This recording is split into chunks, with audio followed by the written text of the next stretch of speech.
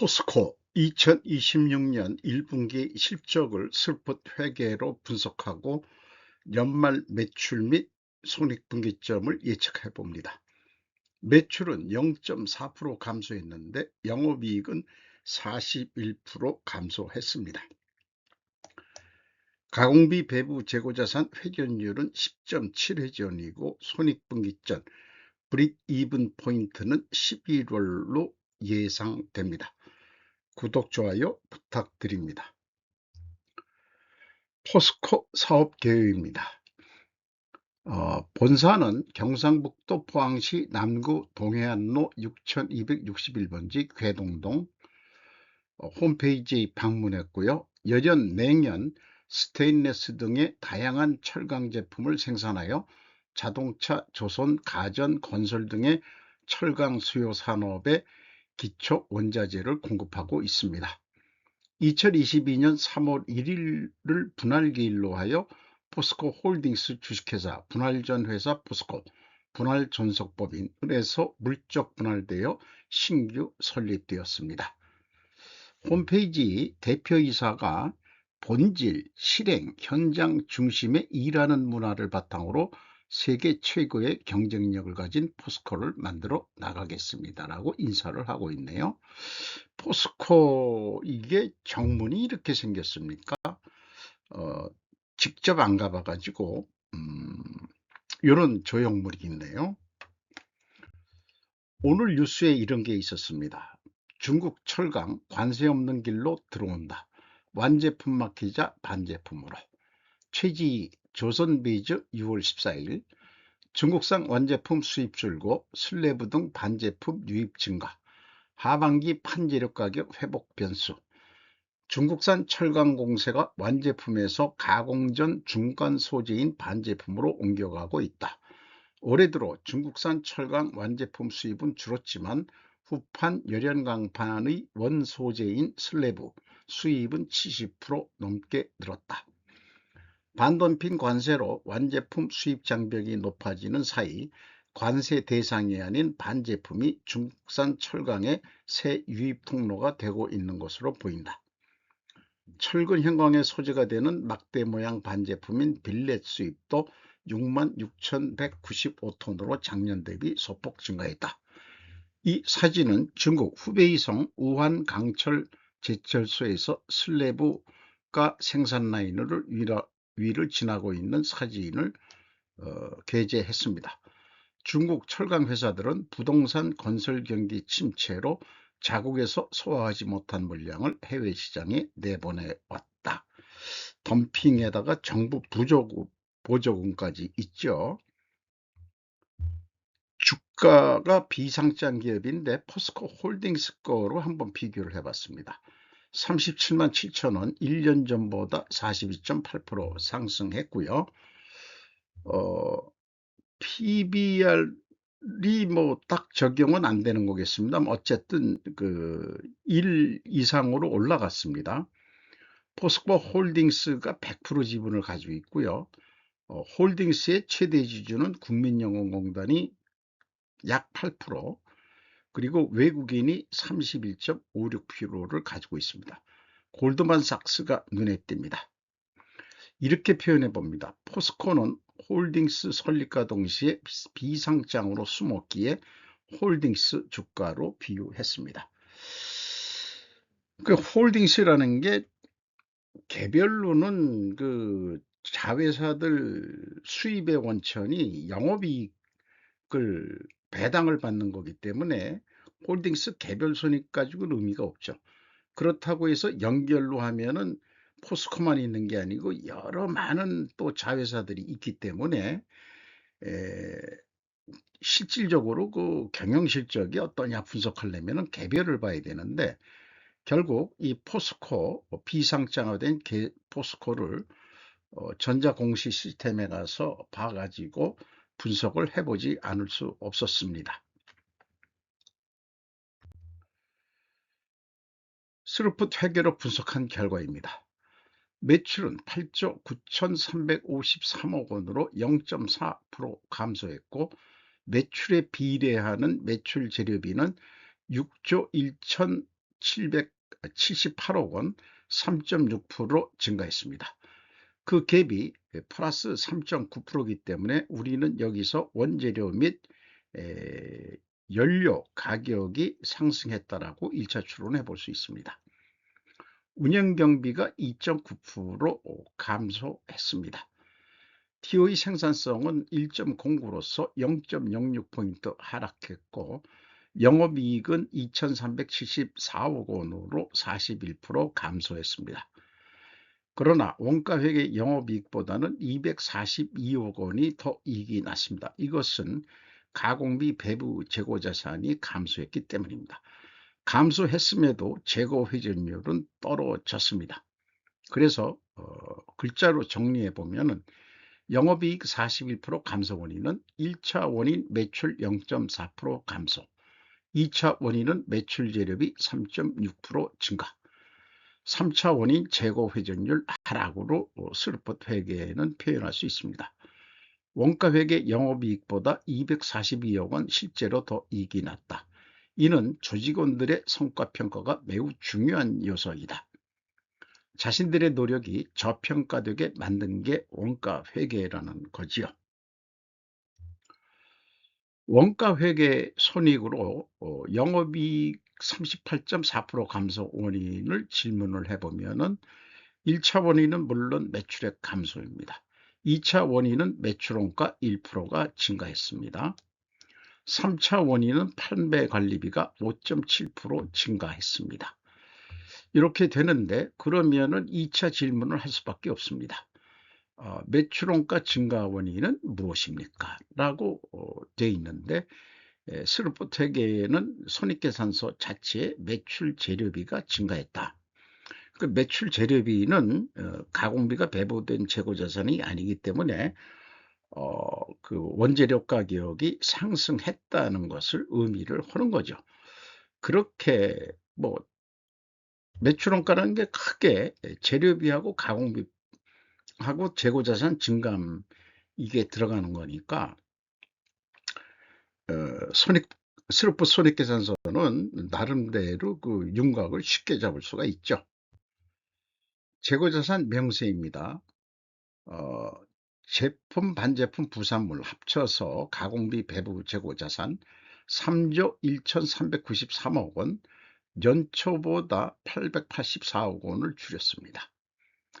전체 재고는 6조 5,898억 원으로 1,294억 원이 증가했습니다. 재고자산 평가 손실 충당금을 묶어서 표기한 방법 때문에 여기 밑에 한꺼번에 해버렸어요.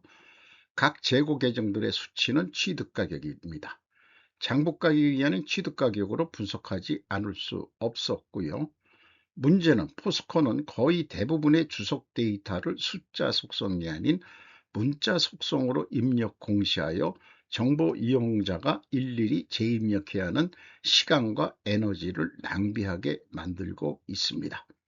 이런 형태를 우리는 싸가지 없다 또는 파렴치한들이라고 저는 말합니다. 비용의 성격적 분류도 다 문자 속성으로 되어 있는 것을 제가 일일이 또 재입력을 했습니다. 재고자산의 변동이 플러스 841억 원이면은 재고가 감소했다는 뜻이고요. 원재료의 사용액이면은 A 재고자산의 변동은 가공비 배부 재고자산을 의미합니다. 원재료 사용액은 6조 478억 원, 4.9% 증가했습니다. 사용량은 많이 늘었는데 그래서 AB를 더한 MC 매출원가 재료비는 6조 1,320억 원으로 3% 증가했습니다. 운영경비는 2조 5,900억 원으로 2.9% 감소했습니다. 운영경비에서 판매관리비 3,145억 원을 뺀 2조 2,756억 원이 공장 가공비가 되겠습니다. 가공비율 27.4%로 1.8% 하락했고 재료 비율은 72.6%로 1.8% 상승했습니다. 여기서도 우리는 원재료 및 원연료 가격이 상승했다라고 2차 추론을 할 수 있습니다. 재고자산의 변동 금액의 증감을 검증해 보면은 차이가 42억 4,800만 원인데 앞서 말씀드렸듯이 취득가격으로 이거는 증감액을 했기 때문에 이 차익이 평가손실액으로 일단 인식하는 것으로 합니다. PQ 총 제조비용도 동일한 금액으로 차이가 나고요.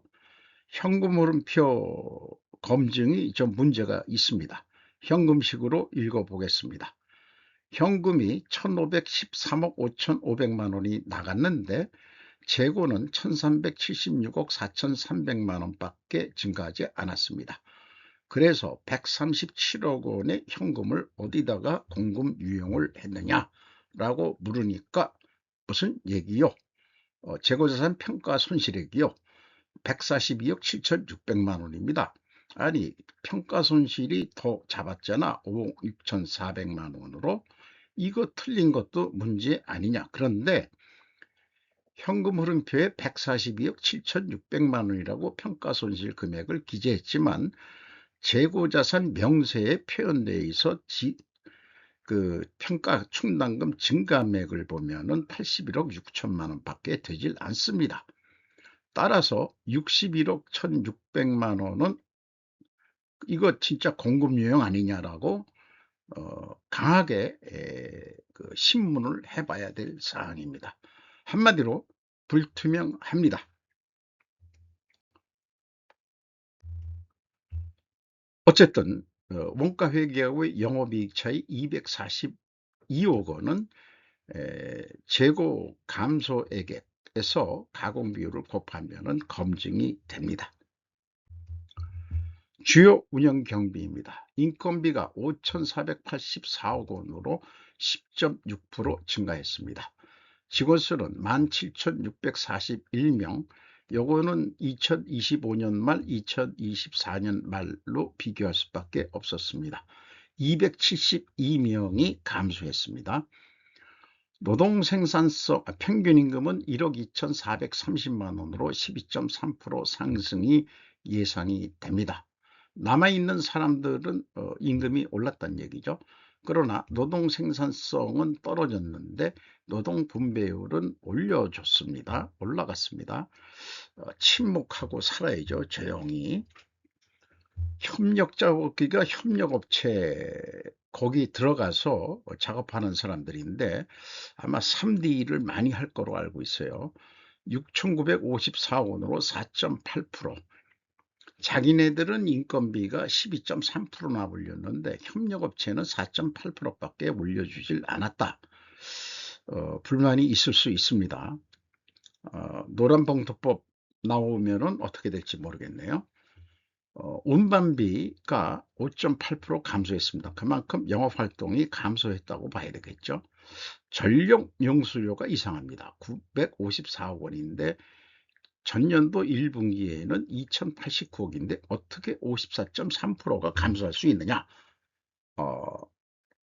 원재료 사용량도 늘었고 생산량도 전년과 거의 동일한데 어떻게 전력 용수료 가격이 이렇게 내릴까. 이거 좀 이상합니다. 산업용 전기료가 인하되었을까 생각해 봤는데 그래서 한국전력이 공시한 자료를 보면은 산업용 전력은 1% 또 인상이 됐거든요. 요게 좀 영업이익을 좀 내려고 어떻게 한 건지 이렇게 물을 많이 쓴다고 해도 그렇죠. 물을 적게 쓴다고 해도 그렇고 요 수치가 좀 이상야릇합니다. 경영평가지표로서 재고회전율 하락했고 스루픈율 하락했으면 순방향 투명회계 가정을 일단 합니다. TOE 생산성도 떨어졌고요. 투하자본 이익률 ROIC 5.5%로 4.3% 하락했습니다. 총자산회전율 0.2, 변동은 없는데 1년이 되면 0.8, 제조업이 되면 1 가까이 돼야 될 것입니다. 영업 구매 평가지표로 매출채권 수금 속도 일정 구회전 3개월에 2번 정도 수금했다. 그러면은 한 달 반 만에 수금을 한다. 매입 채무 지급 속도는 4.8회전, 엄청 빠르죠. 이것은 협력업체한테 잘한다기보다도 원재료 구매 등 그 철광석 이런 공급 업체들, 또 그 석탄, 이런 것들한테 공급자 우위 시장이니까 돈을 빨리 줘야 물건을 구할 수 있기 때문에 돈을 빨리 주는 것이라고 생각을 합니다. 두퐁 ROI 자본 회수율 0.7%로서 0.5% 하락했습니다. 자, 두 가지 경영평가 지표가 하락했기 때문에 투명하게 가정을 했고, 이것을 입증하려면 원재료 가격이 상승하고 판매 가격은 인하가 돼야 됩니다. 원재료 가격 11.5% 가중평균으로 상승됐습니다. 판매 가격, 열연 제품과 제품, 냉용 제품이 있는데 이게 판매 비중의 53%입니다. 포스코도 앞에 소개한 그 반제품 성격의 후판, 이런 슬래브 등으로도 판매하는 게 있습니다. 판매 가격은 0.4% 하락했습니다. 그래서 지금까지 정리된 내용을 요약을 해보면은 입증이 패스가 됩니다. 이런 생각을 해봐요. 최근에 뭐 두만강 개발 뭐 이런 게 있고 그러는데, 몽골이 참여를 시킨다 하면은, 몽골이 원하는 거는 지금 어디 내륙 국가이기 때문에 석탄을 어디 팔아먹을 새가 없으니까 해상 운송으로 두만강 유역으로 자기네들도 나오고 싶은데, 그러면은 지금은 중국한테만 팔 수 있기 때문에 중국이 배짱 부리고 싸게 구입을 한다고 하는 얘기를 오래전부터 들었습니다. 그러면은 그 두만강이 만약에 서원이로 개방이 된다면 거기에 그 군항이 안 생겨야 되는데, 무역항만 생겨야 되는데, 중국 군항이 생기면은 이건 큰일 나는 거죠. 어쨌든 그 철길로 그 만주, 하얼빈 이런 데를 통해 가지고 두만강 쪽으로 조선족 자치주를 거쳐서 내려올 수 있다면은, 어, 우리가 북한 석탄도 자기네들 쓸 것도 좀 부족할지 어떨지 모르지만 북한산도 수입할 수도 있고, 몽골이 그 양이 무진장이 있다는데 저렴하게 살 수 있으면 경쟁력이 좀 늘어나지 않을까, 이런 또 상상을 해보는데, 그것은 통과료는 다 줘야 되겠죠. 중국한테도 주고, 그 다음에 뭐 북한 도만강한테도 그 통과료를 몽골이 주면서 판매해도 자기네가 이익이라면은, 어, 거기다가 또 편하게 하려면은 뭐 그 나산 항구에서 그 이 배로 포항제철까지 오기보다는 그냥 동해안을 따라서 그냥 쫙 내려오면 그냥 편하게, 그래서 포항제철에 그냥 기차가 그냥 들어가서 하역을 하고, 그렇게 하면은 참 좋은 미래가 눈에 보여요. 북한하고 우리가 참 친해졌을 때 얘기인데, 적대 국가라고 하니까 주적이라는데 참 어려운 얘기인 것 같습니다. 현금 재무지표입니다. 1번 EAT 세후현금 순이익 9,821억 원을 벌었습니다. 두 번째, EMS 영업활동으로 전체 유입된 돈은 1조 6,877억 원이 되겠습니다. 최종 7,152억 원의 현금을 벌었다고 볼 수 있습니다. 자유현금으로 채권자한테 2,424억 원을 갚았는데, 이자부채 레버리지율은 변동이 없는 것은 투하자본이 감소했기 때문일 것입니다. 주주 자유현금으로는 6,057억 원, 100% 주주가 포스코 홀딩스니까 6,057억 원을 투자회사인 홀딩스한테 수익으로 갖다 바친 거죠. 두 가지 합친 게 회사 자유현금으로는 8,480억 원이 되겠습니다. 캐펙스 자본적 투자는 3,564억 원으로 돈이 나갔습니다. 납입자본 성장률 변동 없고요. 1.4로서 이익잉여금률 34.4%로 거꾸로 떨어졌다. 포스코가 이익잉여금률을 계속 올리고 납입자본 성장률도 계속 올리고 해야 된다면은 이익배당액 당분간 좀 줄여야 되지 않을까 싶어요. 1.5% 너무 많이 가져가는 거 아니야? 한 1%만 가져가든지 그래야 되지 않을까 싶습니다. 자, 1분기 실적을 토대로 연말 매출액을 예측해 봅니다. 운영경비 1 더하기 300% 하고 영업이익도 1 더하기 300%에서 합쳐진 금액을 31.6% 스루픈율로 나누면은 올해 매출액은 35조 7,411원이 예상이 됩니다. 동일한 방법으로 매출 재료비에다가 1 더하기 300% 해서 매출 재료비율로 나누면은 동일한 금액으로 매출을 예측할 수 있겠습니다. 근데 우리가 예측의 좀 퀄리티를 올리기 위해서 사전 사후 예측, 갭 해석 뭐 이런 거를 좀 해봐야 되지 않을까 싶어요. 중요성은 더 정확한 예측을 통해 의사결정의 신뢰성과 전략 수립에 도움이 되기 위해서입니다. 여기다가 잠깐 원가회계의 문제점을 좀 표현을 해 봤습니다. 그래서 작년에도 동일한 방법으로 제가 분석을 해서 예측을 했다면 35조 8,720억 원을 했을 텐데 실제 매출일과는 35조 108억 원으로서 제가 2.5% 높게 평가했습니다. 아니 예측을 했습니다. 5% 범위 내면은 뭐 그냥 양호한 거 아닌가 이렇게 봐주시면 좋겠어요. 손익분기점입니다. 올해 손익분기점은 11월 초에 도달할 것 같습니다.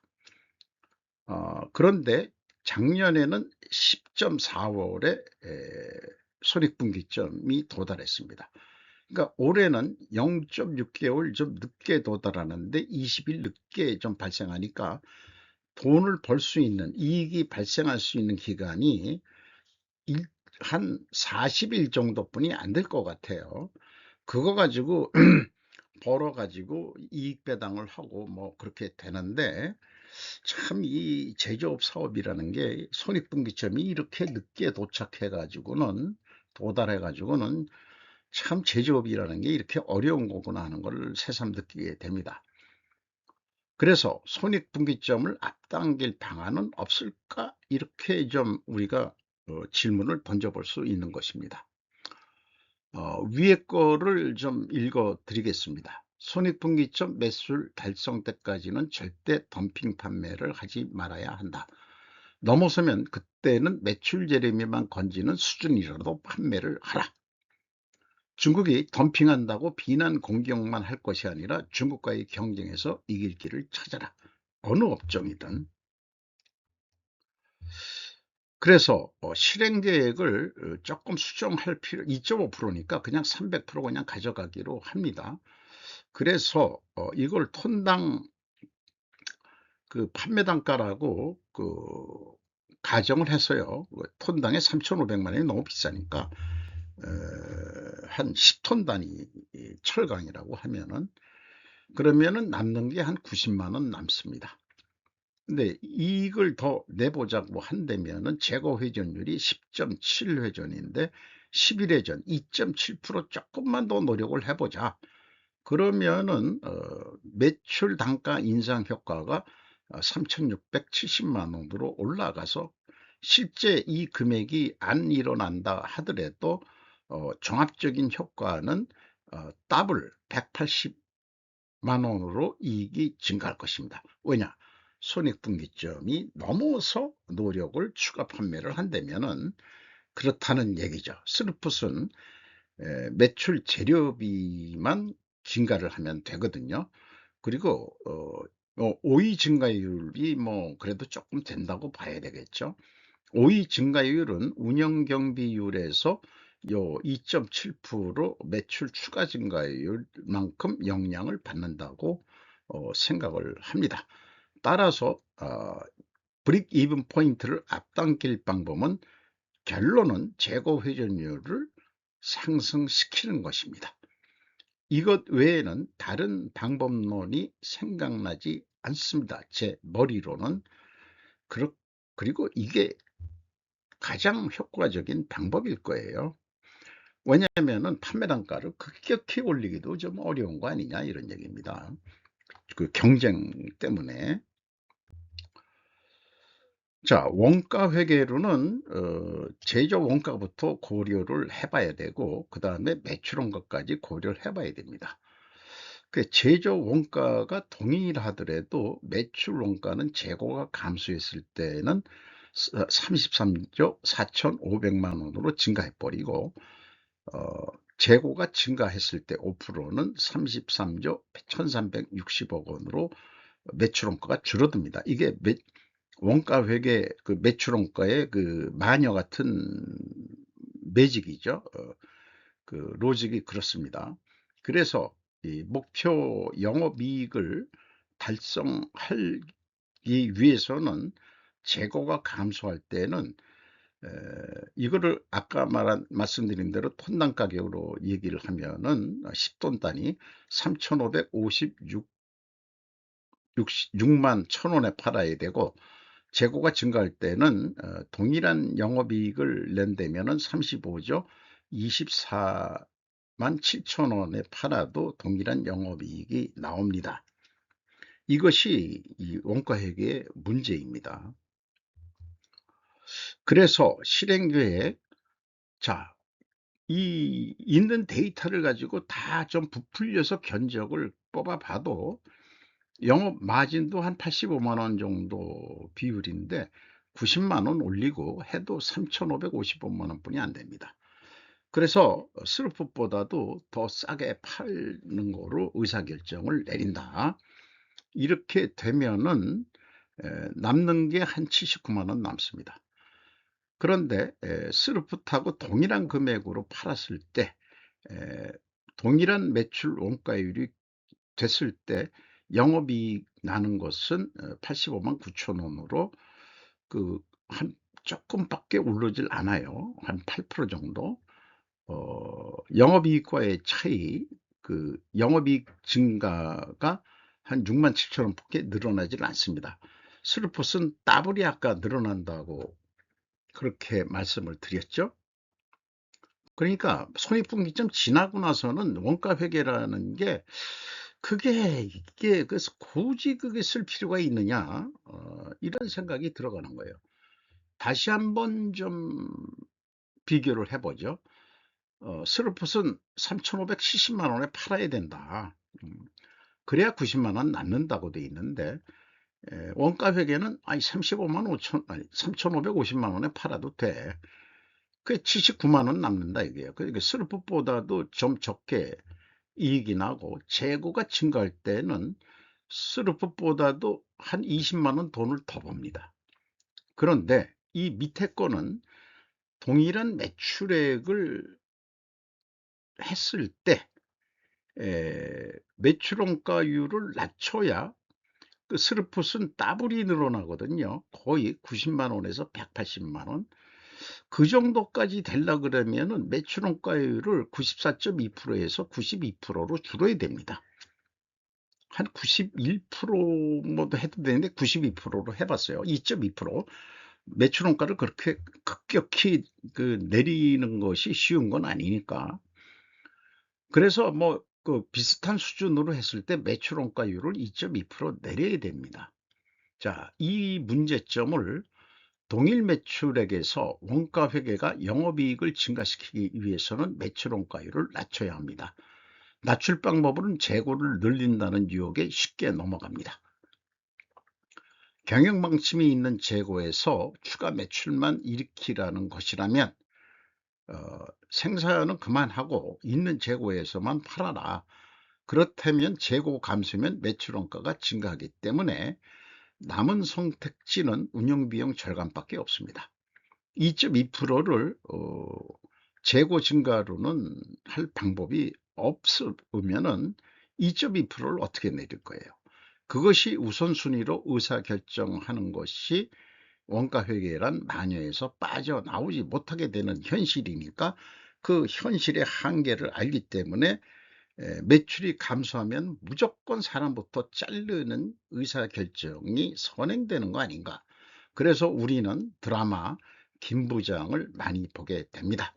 저도 김 부장 출신입니다. 갈등 해결의 서막, 생산과 영업의 갈등 이런 것들인데요.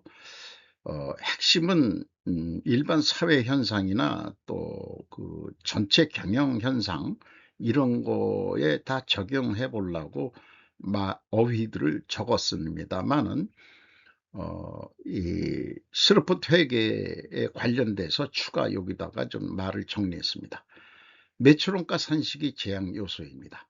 매출원가는 생산과 추로의 연속되는 변동으로 끊임없이 변하므로 일정 조건으로 끊어서 접근해야 한다. 생산 중단 보유 재고에서 추가 판매 조건과 매출액 불변에서 생산 감소 조건을 의사결정에 사용해야 한다고 생각합니다. 해결을 위해서는 부하, 로드 걸리는 거를 미래로 땡꾸로 밀어가지고 해결을 해 나가야 된다. 이런 물리적인 그런 인식으로 접근해 보는 거죠. 그리고 어, 매출이 더 이상 안 늘어난다. 3,550만 원에 안 늘어날 때는 어떻게 하면 이익을 더 증가시킬 거냐. 이 경우는 재고를 생산을 5% 거꾸로 중단이 아니고 5%를 줄여버리는 거예요. 미리 결정을 해 놓고 안 될 것 같아. 그러면 5% 줄이면은 영업이익이 245만 원이 나오는데 생산을 5% 증가하면은 적자가 나버립니다. 쓸데없는 돈을 미리 쓴 거기 때문에. 매출이 변하지 않는다는 전제 조건입니다. 극단에. 그리고 음, 아무 때나 덤핑하는 거 아니다. 아무 때나 할인 행사하지 마라. 손익분기점을 넘은 다음에 덤핑하는 건 좋다. 왜냐? 매출 재료비만 남으면 된다 이게요. 그러니까 이 의사결정이나 이런 것은 원가 회계 가지고 하면은 불합리하게 의사결정을 할 확률이 많습니다. 중국은 이렇게 10%를 덤핑해서 한국에 밀어 제끼면은 분명히 영업 손실이 나올 텐데 290만 원 정도 수준을 중국 공산당 정부 보조금으로 대주는 거죠. 어, 한 300만 원 매출액을 더 애드시키게 되게끔. 이렇게 하니까 우리가 경쟁에서 이익이 어려운 거 아니냐 이런 얘기가 많이 나오는데, 어쨌든 우리는 손익분기점을 지나서는 할인 가격 판매도 좋지만 그 이전에는 안 된다는 거죠. 왜냐? 우리나라는 정부 보조금이 없는 자유자본주의 국가 아니겠습니까? 중국과 같은 국가 자본주의가 아니기 때문에 그렇습니다. 물론 자유자본주의 국가에서도 정부 보조금이 없는 거는 아닙니다만 미약하죠. 있더라도 투웨이, 두 갈래 길이 있습니다. 오늘은 이걸 다 한번 읽어보도록 하겠습니다. 한 번도 가보지 않았던 길. 왼쪽 길은 편한 산책길로 보였습니다. 오른쪽 길은 산으로 가는 산책길로 보였다. 그래서 저는 오른쪽 길을 선택했습니다. 다소 힘이 들더라도 그 길을 가고 있습니다. 스르풋 웨이. 실제 저희 동네에서 야산, 해발 한 104m부터 안 되는데 개발 금지 구역이 돼 있는데, 이게 그래도 사람들이 좀 다니는 데가 있어 가지고 딱 들어섰는데 딱 그 두 갈래 길이 어디로 가야지 어디로 가야지 헷갈리게 되는데, 많은 사람들이 이 길이 좀 더 넓은 것 같아요. 원가 회계 세계 길이고, 이 길은 잘 사람이 그래도 가긴 갔는데 지금 길이 좁아요. 저는 이 오른쪽 스루풋 길로 가고 있는 중입니다. 미중 과잉생산 회담 실패의 결과 관세 전쟁의 성막은 바이든 때부터 미 재무부 장관 미중 중과잉생산 논의할 회담 개최 합의. 염연아 기자가 조선비지에서 2024년 4월 6일 보도한 내용입니다. 중국을 방문 중인 제닛 옐런 미국 재무부 장관이 중국의 과잉생산 문제를 논의하기 위한 미중 추가 회담을 개최하는 데 합의했다. 과잉생산 지적 미 옐런, 저가 중국산의 신산업 파괴 용납 못해. 김효선 조선비지에서 2024년 4월 9일 날 보도한 내용이고요. 미 옐런 중과잉생산 대응위에 관세 등 모든 것 고려할 것. 이지원 아주경제에서 2024년 4월 15일에 보도한 내용입니다. 미국 시장에 중국 수출품 밀려 들어오는 것 우려하고 있어. 원가 회계는 재고 증가의 유혹을 항상 받습니다. 그 유혹이 과잉 생산의 악성 재고로 시달리죠. 결과는 하지 말아야 할 덤핑 수출로 의사결정을 내린다는 것입니다. 진짜 하는 나라가 바로 중국입니다. 그것이 가능한 이유는 중국 공산당 정부의 보조금이기 때문입니다. 우리 제넷 옐런 언니가 중국에 가가지고 무슨 강연을 하는데 참 걱정스러운 얼굴로 서 있는 사진을 게재했습니다. 화디프 질문, 조건 질문에 따라 예측 알고리즘을 시뮬레이션하는. A. 원가 회계 손익과 스루포트 회계 손익의 차이가 매우 큰 경우 확인.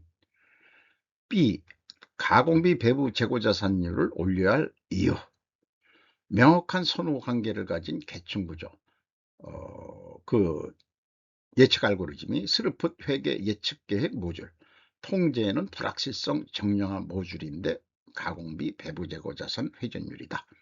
조건 질문 모듈은 오이 스루풋율을 가지고 두 가지만 가지고 충분히 의사결정 가능하다. 원가 회계가 더 필요 없는 이유, 특히 다품종 소량 치재일 경우는 더더욱 그렇다. 만약에 가공비 배부 재고자산 회전율이 연간 52회전을 한다면, 즉 일주일에 한 번 회전한다면, 그러면 원가 회계 손익과 스루풋 회계 손익의 차이는 극히 좁아집니다. 따라서 원가 회계를 힘들게 굳이 할 필요가 없습니다. 왜냐하면 스루풋은 매출액에서 매출에 비례하는 재료비만 빼면 되기 때문입니다. 슈라겐하임의 말이고요. 현대모타그룹도 상당히 가공비 배부 회전율이 높습니다. 굳이 원가 회계를 할 필요가 있겠느냐라고 관계된 분들한테 제 견해를 얘기한 적이 있습니다. 그러나 힘이 없어 가지고요, 말빨이 안 맥히고 있는 중입니다. 정보 시스템의 진정한 역할, 제조원가 회계를 MRP의 비율을 제가 4월 18일 날 해봤습니다. 비일 오브 메터리얼이 있고 라우팅 분리가 지금 정보 시스템은 되어 있습니다. 이 봄을 매출원가로 전원 비율을 하고 라우팅을 제조 원가로 비율을 해봅니다. 정보 시스템이 되지 못하고 데이터 시스템이 되어 버렸다. 기업의 목표 달성을 위한 진정한 정보 시스템이 되지 못했다.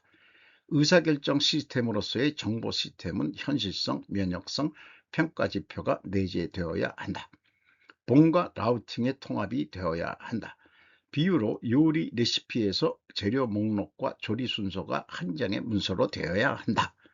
최종적인 상충 해결, 인간의 지혜와 직관에 맡겨야 한다. 원가 회계는 매출원가와 제조원가의 빈번한 인아웃 작업이 필요합니다. 전산 프로그램에 스루풋 회계는 매출에 비례하는 매출 재료비로 충분합니다. 보관 재고와 제공 관리의 분리.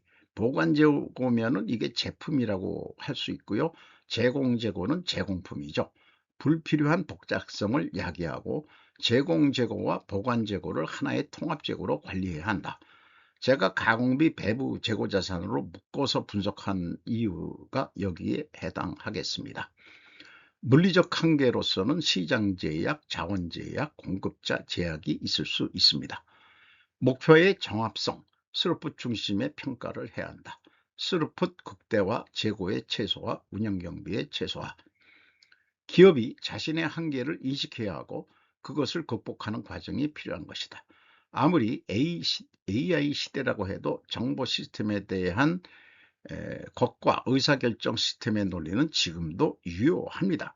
진짜 우리가 고민이 될 것은 스루풋을 어떻게 하면은 맥시머마이징 할 거냐. 이것은 변함없는 우리의 목표가 돼야 됩니다. 집중 개선 5단계도 재고 중심으로 제가 표현해 봤습니다. 재고 관리는 항상 제약이다. 물리적 한계, 시장 제약, 자원 제약, 공급자 제약을 다 관련됩니다. 재고의 최소화는 재고 회전율의 상승 목표 설정을 합니다. 생산관리와 판매관리는 재고 회전율 상승에 종속되어야 합니다. 물류 자동화에 투자한다. 중앙창고 설정, 지방창고 최소화, 경쟁업체 수준 인건비 인상도 병행, 그리고 다시 리턴해서 재고관리가 제약이 어느 정도 풀었는데 또 추가적인 제약이 뭘까요? 이런 거로 계속 경험 개선을 해야 된다는 거죠. 제약이론 편집점 환자로서 인티그리트, 전일성, 진실성을 향하여 미디어의 비유를 해본 거고요. 우리가 지금 정보의 홍수 속에서 두뇌가 위축이 되고 프로파간다 이런 것 등에 대해서 우리가 제대로 스스로 판단하지 못하고 사고가 절단되고 세뇌가 횡행한다.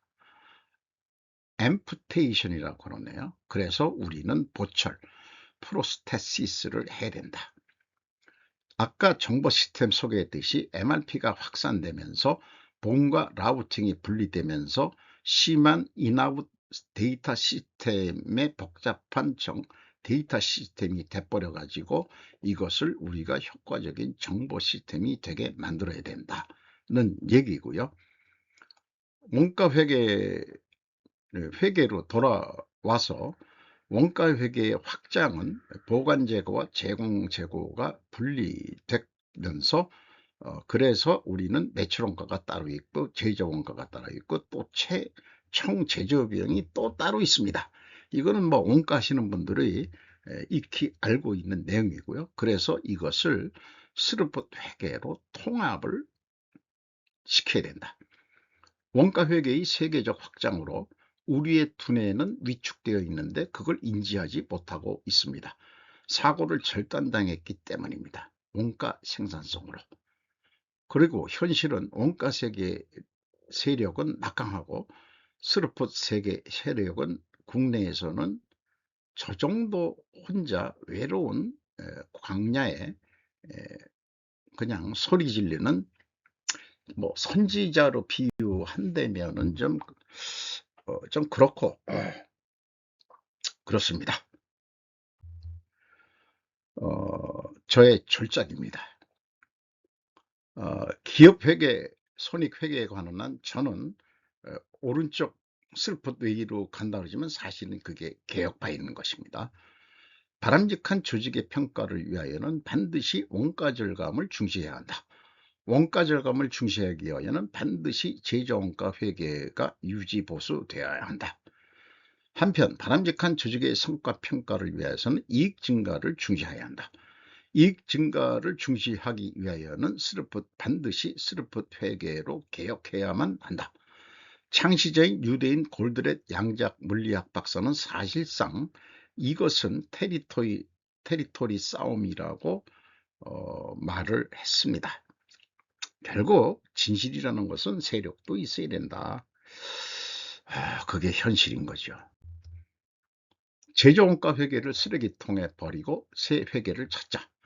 ESG 초기 주창자 린 포레스터 드 로스차일드 여사, 드자가 들어가면은 귀족 계급이라고 그러네요.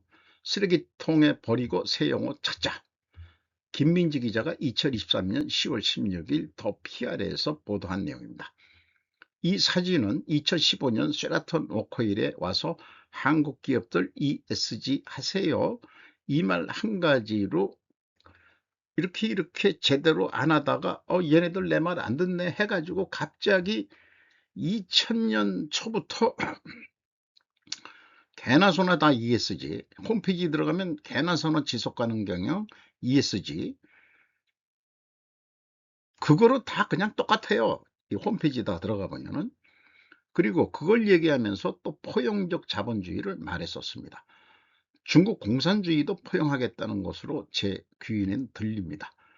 중국은 말을 잘 들어 ESG를 위해 전기차를 위해 과잉 생산에 정보 보조금까지 지금 지급하고 있죠. 그래서 ESG 환경론자들은 종교의 원재료를 차용한 것이나 마찬가지다. 쇠뇌 교육을 시켜서 인간이 환경을 오염시킨다고 인간의 원재론으로 어려서부터 교육으로 쇠뇌시키고 있습니다. 그것으로 이권을 챙기고 먹고 삽니다. CO2 탄소 발자국, 푸트프린트라고 그러죠. 다음과 같은 질문을 할 용기가 있는 자세가 필요하다. 식물은 CO2로 호흡을 하고 산소를 배출한다고 생물 시간에 저는 배웠습니다. 그렇다면 인간의 CO2 발생은 오히려 지구를 푸르게 하는 역할을 하는 것 아니냐. CO2와 미세먼지와는 다른 것입니다. 비유해서 원가 회계를 쓰레기통에 버리자고 해야 할 것 같습니다. 오늘도 좋은 하루 되시기 바랍니다. 이 원가 회계를 우리가 이제 좀 버려야, 쓰레기통에 버려야 될 시대가 오고 있다 라고 말씀드리고 싶네요. 좋은 하루 되십시오. 굿나잇.